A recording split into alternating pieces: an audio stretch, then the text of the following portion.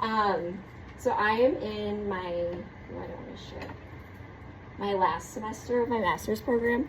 So I finished in May, which is very exciting. So I have an action research project that I shared with you guys. I just have to implement something in regards to behavior. So I figured doing some trainings with you guys could be helpful, because I know sometimes like you guys don't feel like you have received a lot of training in behavior besides safety care.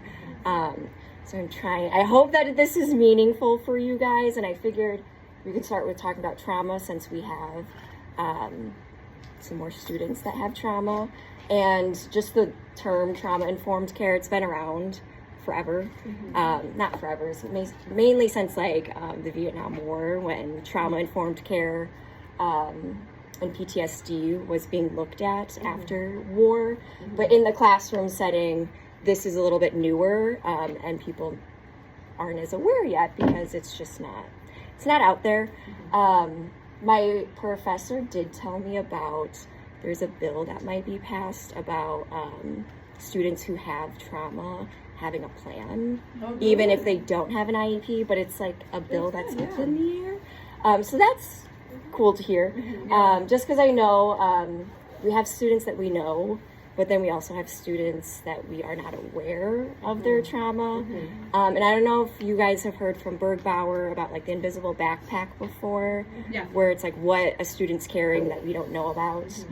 Same thing with us as adults. We have our own stuff that we're going through. We have our own stressors, but we're not aware of it. So a lot of it has to do with like reframing your thoughts and your lens on behavior. So the goals for today is just to talk about what trauma is, the impact, the brain state model, which Taylor and Marissa, you might remember from Lisa at the beginning of the year, and then some strategies. And I don't know if we'll get through everything because there's a lot, but I do have a Google Classroom that I'm going to put you guys on, which has a lot of different like visuals and resources that you can use with students, or stuff for you to refer back to is just knowledge. And then I think I'm gonna like re-record this and put it on the Google Classroom, because I don't know if we'll get through everything.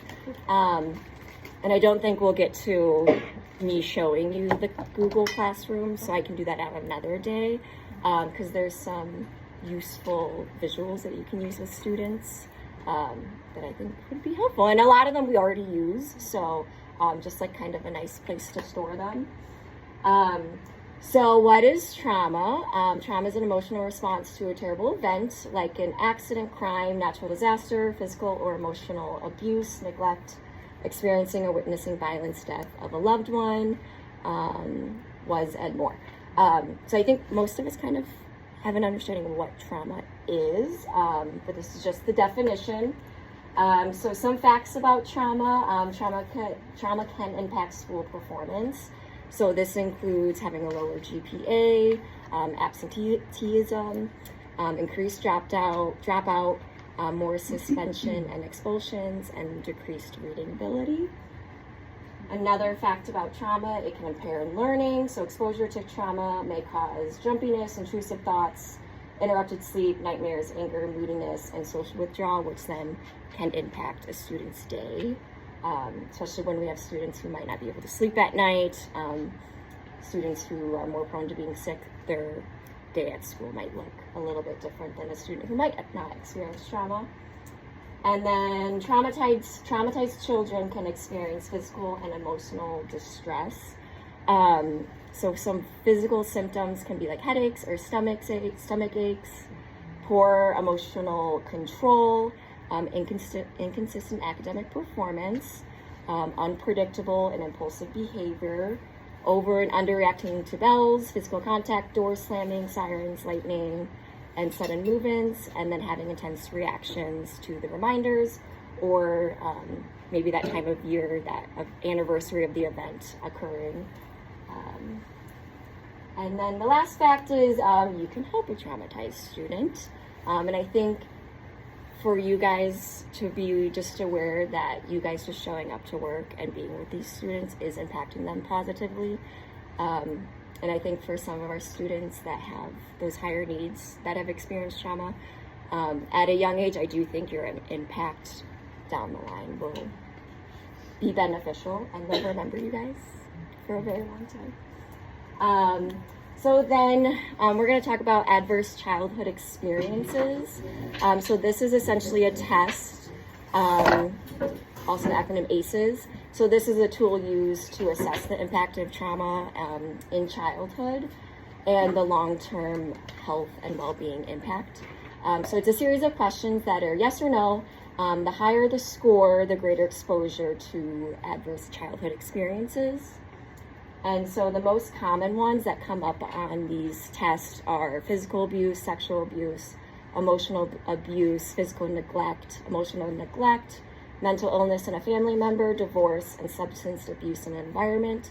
So essentially with the test, you would say yes or no if you experience physical abuse, yes or no, sexual abuse, and then it's tallied at the end how many adverse experiences you had. So then in the United States, at least 62% of people have at least one ACE, and then 25% of adults have at least 3 or more. And then ACEs can be elevated within certain populations, such as people who identify as Black, Hispanic, multiracial, people with less than high school education, people with low income, or who are unemployed, unable to work, and people who may identify as gay, lesbian, or bisexual. And so then this is just some long-term impact. So people with a higher amount of childhood experiences are more likely to smoke, more likely to have sexually transmitted infections, more likely to have chronic obstructive pulmonary disease, 4 times more likely or 7 times more likely to consider themselves an alcoholic, more likely to inject street drugs, and then 12 times more likely to attempt suicide. So essentially, if you're thinking about like drugs, smoking, alcohol, it's a coping mechanism, but those are maladaptive behaviors in the moment. They might help relieve some of that, emotion or stress that they feel, but long term it can lead to addiction, or putting a person putting themselves in unsafe situations. So then these adverse experiences can impact relationships. So that includes just between people, the community, delivery systems that support individuals' health and social needs. So that could be like a doctor, therapy. And so that is them feeling unsafe, betrayed, difficulties trusting others, and they can lead to heightened emotions such as anger, aggression, numbing, and isolation. Is there any questions so far? No. So I think most of you guys know fight, flight, and freeze. Have you guys heard of fawn before? Okay, fawn's a newer term. So we know fight is aggression towards others, which we would possibly see hitting, pushing, screaming, or biting. And the flight is they are escaping and fleeing the situation. And then freeze is just kind of body shutting down. But then fawn, this is where fight, flight, and freeze are not an option. And it's where people are people pleasing. So they can't say no, and they kind of just give in. And this is a way to cope with stress. All of these are not just trauma, but also stress. So even as adults, we might have one of these responses to our stress. I know for myself, fawn, I feel like I'm a people pleaser. And if you think about it, it's stemming from your childhood, how you are kind of perceiving and reacting to situations. So sometimes I think fight and flight are very obvious, and then freeze and fawn are not as obvious with children, but it is something to keep in mind as you're working with students. And then also you might see all of them with students, not just one or the other, you might see all. So now we're going to talk about the 3 brain state models. And so essentially there's 3 states of your mind that can go to when we are perceived with trauma or stress. So we have the survival state, and that's essentially feeling, am I safe? The emotional state and a feeling of, am I loved? And the executive state, that's where we want kids to get to. and that's where they are able to access learning and able to show skills, and even having willingness to learn. And sometimes, I know with one of our particular students, we didn't get to this more able to learn for a long period of time. And it's something to keep in mind. You can go back and forth between these states of mind, where you're not always in one. And it's kind of like safety care training, where prompt, wait, blanking on the other one, where you kind of go back and forth between with the de-escalation. So then the survival state, there's the summary on the left. So essentially you're triggered with a threat. Your accessible skills are fight, flight, freeze, or fawn. The developmental need is them wanting to feel safe, or they have not felt safe maybe in their home environment, and this is what they're wanting to have. So the intention is self-defense, and this is not a time to teach when a student is in this survival state, because they are not able to take in information, they're not able to perform skills. Behaviors you might see, physical aggression, hitting, kicking, biting, screaming, headbanging, withdrawing. So you might see with a student, they're not having eye contact, they're resistant to questions, touch, understanding, they have a really tense body, and they feel cornered or powerless. So again, this is not the time to teach a student. You're not going to get really anywhere with that. And then some of our safety care training strategies can be utilized in this, and I will talk about later other strategies that we can use during this state of mind with students. And then we have emotional state. So their perception or trigger is the world is not going their way, and the accessible skills, I want you guys to think of like a CD where it's recording. You record on a CD, and then it's in your head, and they might get triggered, and then they're going back to these recording, and they're kind of stuck in this emotional state of a previous event from a trigger that happened. Does that make sense? Kind of the CD-ROM? Okay.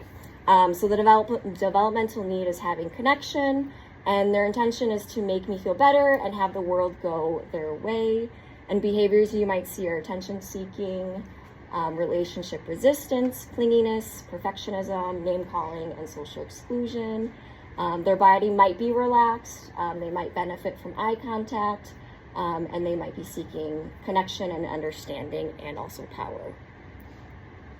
Any questions? No. Okay.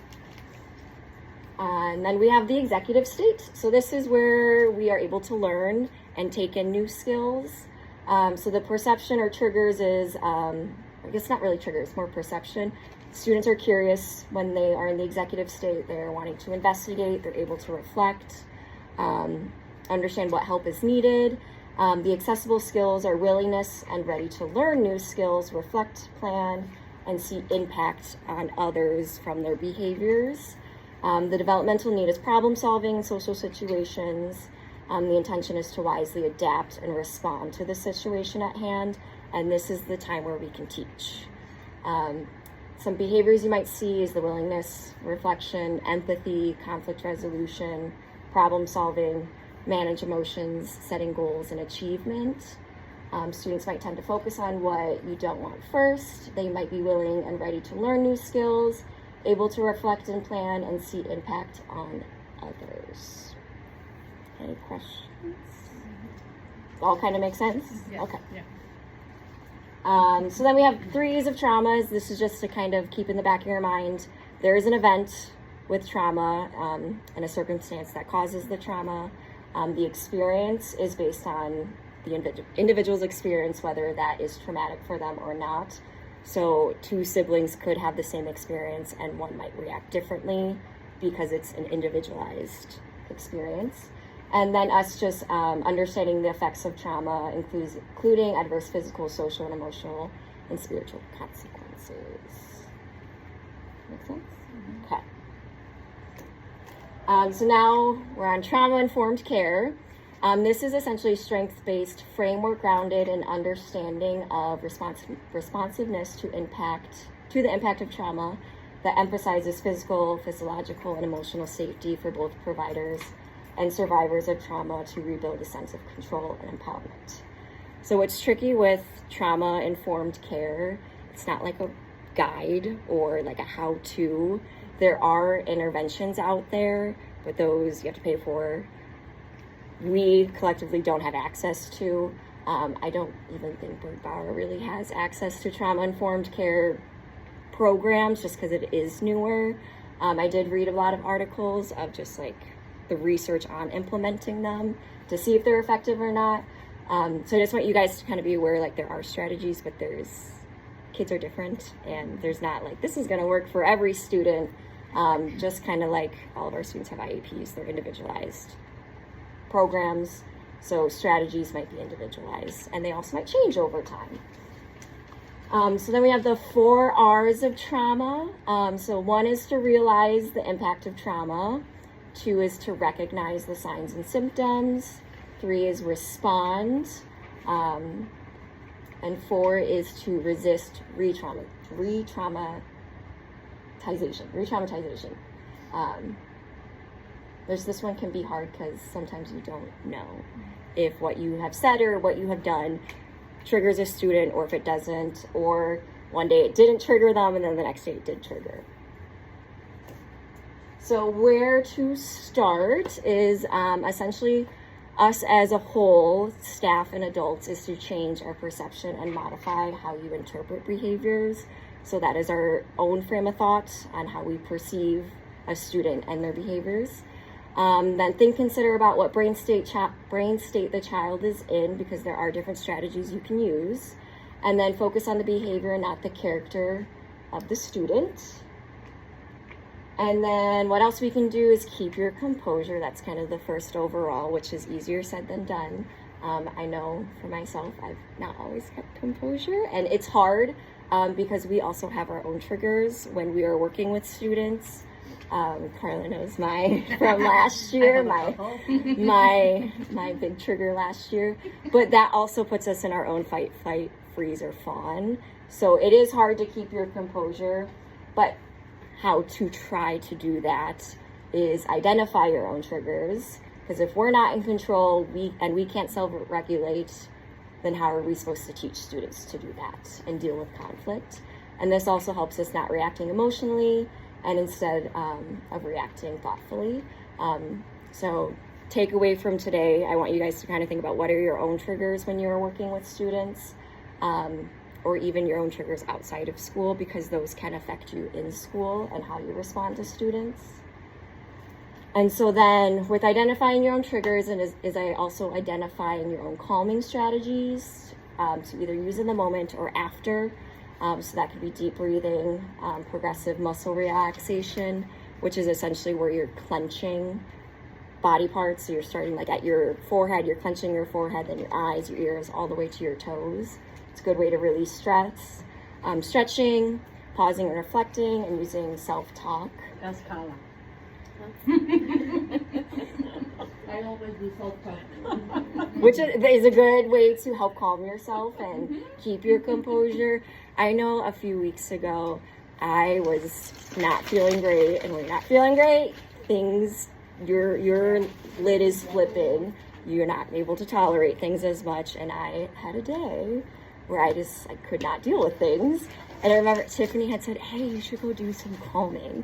So I told her, I was like, hey, we were dealing with this. I'm supposed to go here with you. I need to walk away, which was good. I said, I need to walk away. She's like, great, go do some just deep breathing and some calming activities. And I was like, funny, I'm like literally writing this to tell you guys. And I'm like, take your own advice, Colleen. But I did go do that. I went and ate lunch. I did some deep breathing, and it did help me calm myself. And then later in the day, something else happened where I was like, okay, deep breathing, remember to deep breathe. But yeah, keep in mind when we're not feeling well ourselves, we can't also regulate as well. So using calming strategies. And then limit your own triggers. So using self-talk in the moment. Something you can say is, I am safe, keep breathing, I can handle this. Another thing is quit taking things personally, which I know is super, super hard. And I know you guys work so hard with our students, where I know us team here, we've mentioned previously, like, hey, it's okay, like, to step away and someone else come in because we might need to go calm ourselves before we interact with the student. Or even if a student, you triggered them, you might just need to be removed because what you're going to do is not going to help them. And realizing, like, it's not you. And a lot of the times the kids that say, I hate you, you're mean, you suck, you stink, those kids truly love you the most. And that is their way of showing they love you in not the best way, but that is how they're communicating their love for you. But again, don't take it personally, even though that's super hard. I do it all the time. And then asking for assistance, because it is okay to walk away and ask for help, especially when we are not regulated or if we had triggered the student. Any questions? Okay. So going back to the brain state model, survival state strategies, wait from safety care. Why am I talking? Sometimes when we bombard students with words, it amps them up more and they are not taking it in. They are not at all listening because they're not capable at that time. Noticing behaviors without judgment. I am very guilty of this. I do judge behaviors all the time. I will say to another staff member, oh, this kid is just driving me crazy. But be conscious and aware of doing that because it does make your mind perceive it worse if you're saying, oh, this kid is being a stinker. And you're not able to see that there's a reason why the student is doing it and not that they're just doing it to do it. Validating emotions. Something as simple as, hey, I know you're upset. I would be upset too. You have the right to be upset. It's okay to feel these emotions. Sometimes kids just want to have that power to know, like, it's okay that I feel this way. Having predictable routines. I think this is pretty utilized in classrooms with classroom schedules. I think as TAs, you do a good job with letting a student know, hey, we have a fire drill, or hey, we have an assembly, we have a change in schedule, and letting them know ahead of time, which you guys do a great job with, especially with our higher needs students. Keeping your composure, being at their eye level, so not standing above them, because that is a big power imbalance there. And a lot of times our students with trauma don't have power, they don't feel it, so that kind of makes it worse. Providing a safe space, like the calm corners in classrooms, using the sensory room or other location in the school. I think most classrooms have calm corners for the most part. I feel like upstairs don't as much. I think the younger classrooms utilize it more. Well, for the younger students, I would encourage to utilize the calm corner with them. Sensory room is always an option. And even something as simple like with the older students, going for a walk. If you have fidgets, provide them with fidgets as a calming tool. And then using co-regulation strategies, which essentially students in the survival state, they don't know how to regulate themselves. They don't have the strategies. So when we're doing co-regulation strategies, you are doing it with them. So if you're asking them to do, star breathing, you're doing it with them, you're modeling and showing it because they're not able to access that on their own. And then low response effort. So again, like, we're not teaching. We're not going to ask this kid to do a 3-step direction. We're going to do like something that's not novel. Like if they're successful with a puzzle that they've been able to do over time, that would be a good strategy to use, where they don't have to put a lot of thinking or a lot of effort into. Or doing like a file folder, because those are pretty errorless. And again, we don't teach at this time because they're not able to access that skill yet. So then the emotional state strategies, providing daily rituals. I know most of the younger classrooms, they do morning meeting, they do calendar, they'll do videos for like brain breaks. Upstairs, they have a morning routine, but it's not necessarily like a morning, like a class meeting. So what I kind of thought of was you can make your own like rituals with students, where when you go into their classroom, you have a greeting. You could have a handshake. You could do a daily mantra with them when you walk into the classroom. And something else too is always saying goodbye. So like ending that time with them, like, hey, I got to go to my next classroom. Could also be a reflective time before you leave. Like, hey, you did really great on this. We can work on that, and so on. Because yeah, this daily rituals is kind of more for like the classroom teacher, but you guys can also create your own. And then promoting jobs or students being a helper, providing the encouragement, show empathy, validate emotions, providing choices because students want control. So the simple of we can do our math assignment or our ELA assignment, having the choice, they feel empowered. And then encourage student involvement and participation in the classroom community. So a lot of you guys are out at recess. Some students might not be participating. So that's where you guys can come in and help encourage them to be a part of their classroom community. What time does the bell? 9. 9? Okay. You want to know why they're all cheerleaders? Because this is our new book study club. Oh, fun. So it was all about reading people, so energy Fun. just we were crazy and probably. We're all watching. So then we have executive state strategies. So this is where we are able to problem solve with students. A lot of the times our students are not able to think of like the choices, what could I have done? So that is us modeling, here are some choices that we could do next time because of a behavior. So helping prompt solutions when problem solving, have positive intent with the student behavior. This is more for you guys, rethinking your thoughts instead of some children are just mean, some children need social skills. So reframing that. And then focusing on natural consequences and reflect with the student on the impact of the consequence. So if a student decides to kick all the chairs over, once that student is regulated, the consequences, they have to pick those up. Or even, there's something that comes up in a bit, time in, not a timeout, but okay, we didn't finish our work, we have specials, you have to finish your work before we go on to specials. A natural consequence, you didn't do your work, we can't move on to the next thing in our day. And again, this night might not work with all students, like our friend, that would not be something we do, where you can't go to gym until you finish your work, because we are not there yet. But some other students, like our 1M friend, that might be a strategy to use. We can't go on to our next thing in the day because we have to finish. And we can teach new skills during the executive state. And I think once you guys look at the Google Classroom, there's a lot of visuals on there that are helpful for all these strategies. Not just me telling you, you can look at them. So another thing is just show up. Students may test the limits to see if you will continue to be there for them.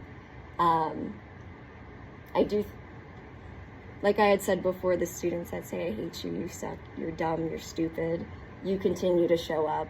I know that stinks in the moment and you might take it personally, but continue to show up. It does impact them positively.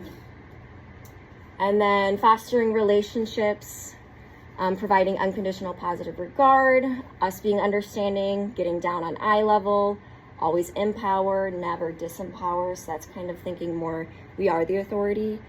Children want to have that power and authority, but working on with them, we try and work on this with our 1M friend, that we are the ones making the consequences, having the control. It's just to try to avoid the power struggle. That is the word I wanted. Maintaining connection. So I've struggled with this before too, where you have to go on to the next thing in your day because you have a schedule, but you had just left a student that was triggered or escalated, but always to try to come back and reconnect with them, just so that they know you're showing up. You're not just leaving them in this time of crisis. Be nurturing. You guys are all nurturing. So, and then communicate respect and transparency.